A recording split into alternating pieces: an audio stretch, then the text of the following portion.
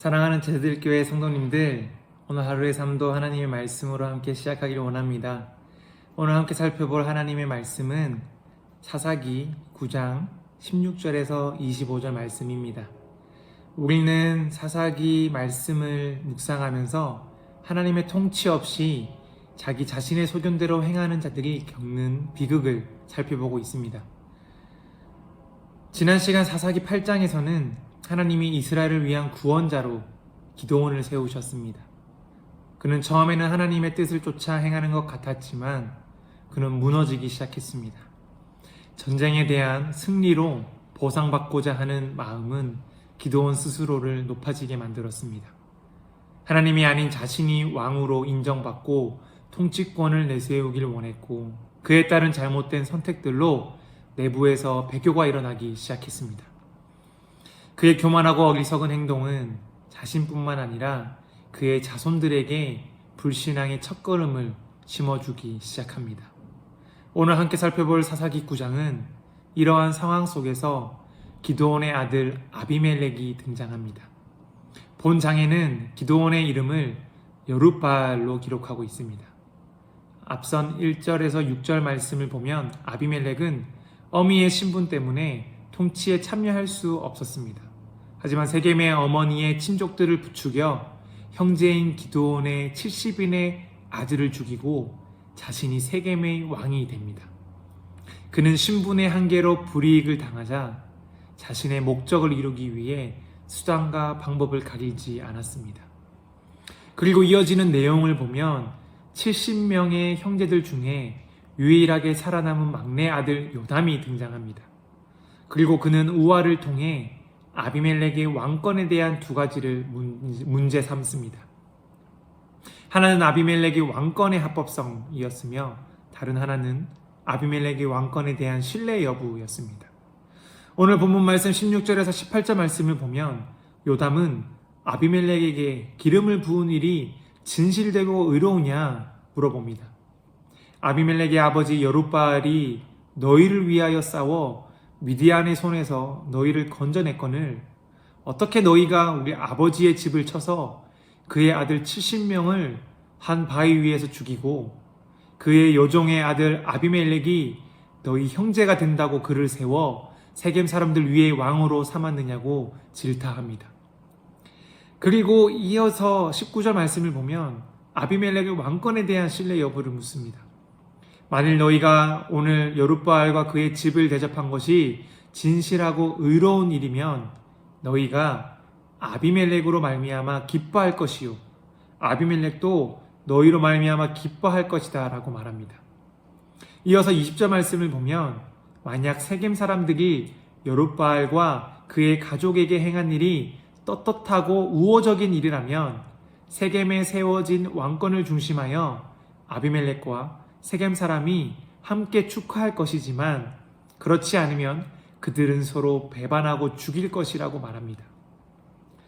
우리는 우리의 목표를 따라 살아가다 보면 가끔씩 그 목표를 향해 가던 목적을 잃어버릴 때가 많습니다. 우리 그리스도인은 목표를 비전이라고 많이 표현합니다. 하나님이 주신 비전을 품고 그 비전을 이루기 위해 하나님의 꿈을 이루어 가기 위해 그 목적을 가지고 목표를 향해 나아갑니다. 하나님이 주신 비전을 품고 나아간다는 것은 그리스도인으로서 참으로 복되고 가치 있는 일입니다. 하지만 그 과정 가운데 때때로 우리가 저지르는 실수들이 있는 것 또한 보게 됩니다. 바로 오늘 아비멜렉이 저지르고 있는 일들입니다. 아비멜렉은 본인이 왕이 되기 위해 수단과 방법을 가리지 않았습니다. 자신의 형제 70명을 살인하기까지 합니다. 이러한 아비멜렉의 행동에 요담은 그것이 진실되고 의로우냐고 물어봅니다. 하나님의 비전을 품고 나아가는 우리에게 좀 더 직접적으로 나 자신에게 이 질문을 동일하게 던져보아야 합니다. 지금 내가 하나님의 비전이라 하고 살아가는 나의 모습, 행동, 나의 삶이 하나님 앞에 진실되고 의로운가? 이 질문을 스스로에게 던져보아야 합니다. 오늘 말씀의 요담은 그 질문에 대한 대답을 확인할 수 있는 방법으로 공동체를 언급합니다. 앞서 살펴본 19절에서 20절 말씀을 보면 그의 행동이 진실되고 의로우면 세겜이 아비멜렉으로 말미암아 기뻐할 것이고 아비멜렉이 세겜으로 말미암아 기뻐할 것이라고 말하고 있습니다. 즉 나의 행동이 진실되고 의로운 것인지 확인하려면 나의 가까운 공동체인 가족 또는 교회 공동체가 나의 행동으로 인해 즐거워하는지 또한 그들로 인해 나도 즐거워하는지를 통해 확인할 수 있다는 것을 보여줍니다. 하나님이 주신 나의 비전은 독립적이기보다 공동체적이라는 것을 우리는 알아야 합니다. 나의 비전을 위해 가정이 무시되거나 또는 교회 공동체가 무시되어서는 안 된다는 것을 오늘 말씀은 분명히 보여주고 있습니다. 이어지는 22절에서 25절 말씀을 보면 아비멜렉이 이스라엘을 다스린 지 3년이 되는 해에 세겜 사람들과 아비멜렉 사이에 분열이 일어납니다. 세겜 사람들은 아비멜렉을 배반합니다. 그리고 그 계획을 행동으로 옮겨 산 꼭대기에 매복하여 아비멜렉을 강탈하고자 합니다. 한편이었던 세겜과 아비멜렉은 3년이 채 넘지 못해 분열하게 되고 세겜은 자신들이 왕으로 세웠던 아비멜렉을 죽이자는 결론에 이르게 됩니다. 요담은 아비멜렉과 세겜의 행동이 진실되고 의로우냐 했을 때 그 결과는 서로 즐거워하는 모습에 있다고 했습니다. 하지만 그들은 서로 즐거워하기보다 배반하고 죽이고자 합니다. 결국 그들이 진실되고 의로우냐? 요담의 질문에 그들이 행한 결과로 보아 그들이 진실되지 않고 의롭지 않았다라는 것을 우리는 발견하게 됩니다.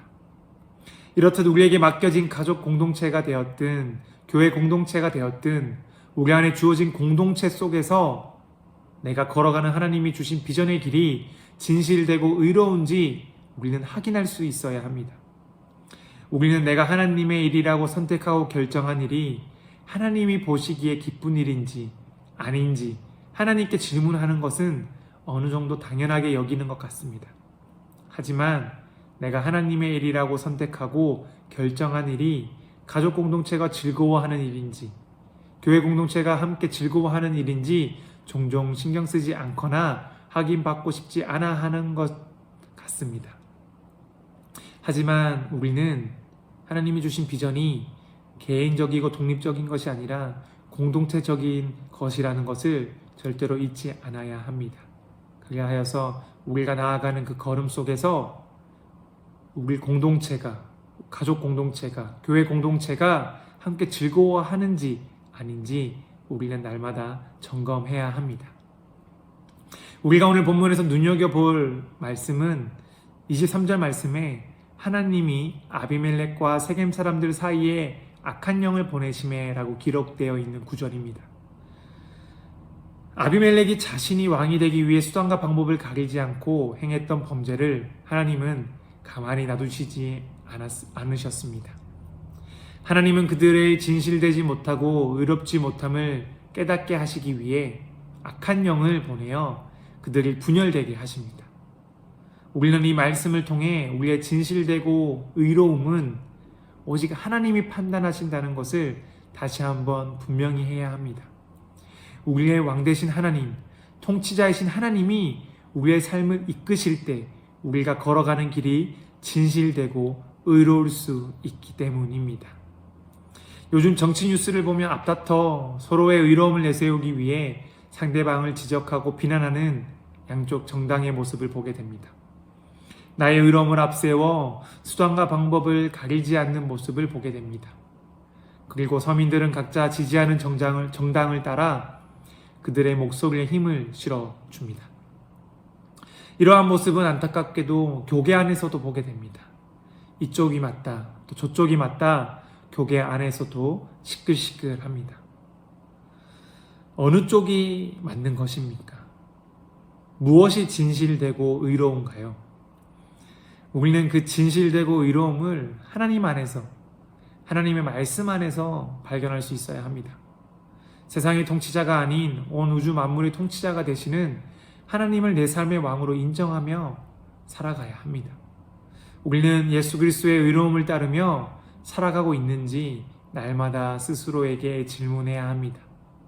우리가 날마다 하나님 앞에 그 질문을 가지고 나아갈 때 주님은 우리를 진실되고 의로운 길로 인도하실 것입니다. 저는 저와 성도님 모두가 너희가 행한 것이 진실되고 의로우냐는 질문 앞에 하나님께 의롭다 하심을 인정받으며 그 하나님의 은혜 안에 거하며 살아가실 수 있기를, 그리하여 나로 인해 가족 공동체가 즐거워하고 교회 공동체가 함께 즐거워하는 삶을 능히 살아내실 수 있기를 간절히 소망하고 축복합니다.